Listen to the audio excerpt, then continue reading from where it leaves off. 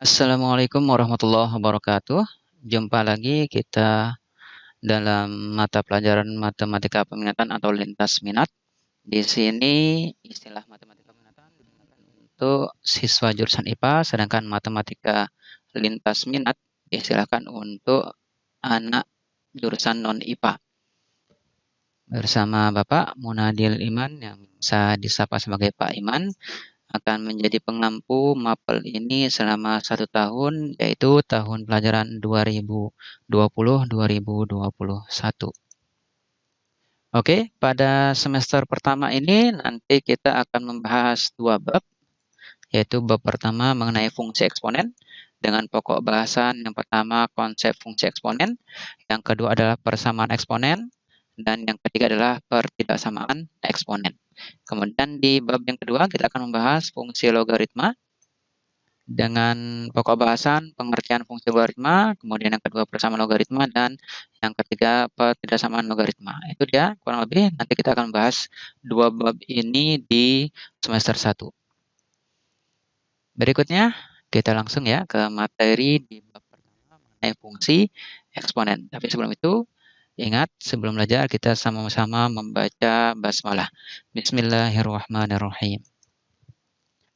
Pada fungsi eksponen ini nanti kita akan membahas yang pertama adalah konsep fungsi eksponen pokok bahasannya, kemudian dengan sub pokok bahasan adalah pengertian eksponen. Sebelum ke pengertian eksponen, kita berikan dulu masalah dan alternatif penyelesaiannya. Yang pertama yaitu ada seorang ahli biologi mengamati perkembangbiakan bakteri. Pada awalnya jumlah bakteri ada 3. Dari hasil pengamatan ternyata jumlah bakteri setiap jamnya naik menjadi 2 kali lipat. Jadi ya, ada bakteri awalnya 3, kemudian tiap jam ternyata meningkat 2 kali lipat dari sebelumnya. Pertanyaan adalah, yang A, berapa jumlah bakteri setelah 3 jam?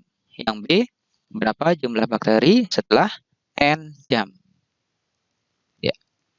Oke, alternatif penyelesaian adalah pertama kita data dulu, ada jumlah bakteri mula-mula adalah 3, kemudian dengan keterangan bahwa jumlah bakteri tiap jamnya dapat menjadi 2 kali lipat.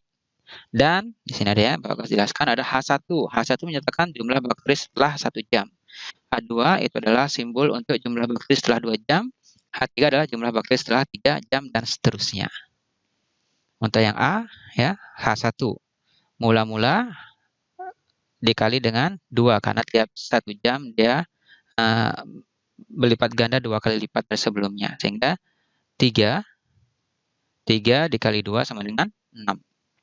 Kemudian setelah 2 jam atau H2 yaitu hasil dari 1 jam pertama dikalikan dengan 2 karena meningkat 2 kali lipat dari sebelumnya, sehingga menjadi 12. Kemudian di H3 adalah hasil sebelumnya ya. Jangan ingat hasil sebelumnya dipakai ya, bukan yang paling awal, bukan yang 6 di awal ini ya, 3 bukan ya, tapi hasil sebelumnya yaitu yang 12 ini dikali dengan setelah 3 jam 2 kali lipat ya, 12 kali 2 menjadi 24. Jadi jumlah bakteri setelah 3 jam adalah 24. Itu dia untuk yang jawaban dari pertanyaan yang A. Untuk yang B, yaitu tentukan jumlah bakteri setelah N jam. Nah, kita buat polanya dulu. H1 adalah jumlah awal melipat 2 kali lipat sehingga 3 kali 2. Jumlah setelah 2 jam yaitu hasil dari H1 ya, hasil H1-nya melipat 2 kali lipat sehingga H1 tadi 3 kali 2. Dikali 2. Bisa kita buat tulisan 3 kali 2 pangkat 2. Kemudian setelah 3 jam adalah hasil 2 jam pertama dikali 2 atau 3 kali 2 kuadrat, hasil jam kedua tadi ya, dikali 2 sehingga 3 kali 2 pangkat 3. Hasil setelah 4 jam adalah hasil H3 dikali 2. H3-nya apa? H3 adalah 3 kali 2 pangkat 3. Hasil yang ini ya. 3 kali 2 pangkat 3 dikali 2. Sehingga 2 pangkat 3 dikali 2 hasilnya 2 pangkat 4. Alias hasil akhirnya 3 kali 2 pangkat 4. Dan demikian seterusnya. Dengan mengamati pola atau keteraturan pada bentuk-bentuk H1, H2, H3, dan H4 tersebut, maka dapat diduga bahwa Hn adalah jadi banyaknya bakteri setelah N jam adalah 3 dikali 2 pangkat N. Lihat polanya ya. Ketika hanya 4 maka 3 kali 2 pangkat 4. Ketika H3, maka 3 kali 2 pangkat 3. Ketika H2 adalah 3 kali 2 pangkat 2. Ketika H1 adalah 3 kali 2. Ya, 3 kali 2, pangkat berapa ini? Kalau nggak ada pangkatnya berarti dia berpangkat 1. Ya, jadi jumlah bakteri sel N jam dapat dirumuskan dengan model matematika yang berbentuk Hn sama dengan 3 kali 2 pangkat N. Merupakan fungsi eksponen dari N. Baru kemudian kita ke pengertian eksponen. Ya, eksponen itu apa eksponen sebenarnya? Jadi eksponen sering kita kenal dengan sebutan pangkat eksponen ya. Kemudian definisi eksponen adalah nilai yang menunjukkan derajat kepangkatan atau berapa kali bilangan tersebut dikalikan dengan bilangan tersebut atau dirinya sendiri ya.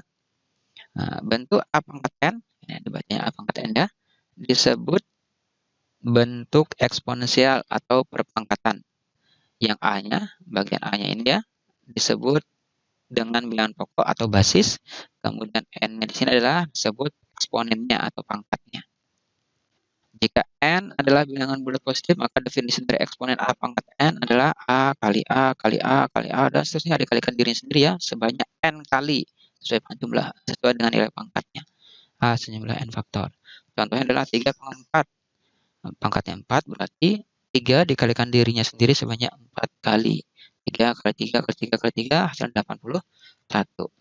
Perlu dicatat bahwa dalam eksponen bilangan pangkat nggak selalu dia bernilai bulat positif kayak ini ya. Contoh yang lain bisa jadi juga nanti dia bernilai 0, bisa jadi bernilai negatif atau pecahan.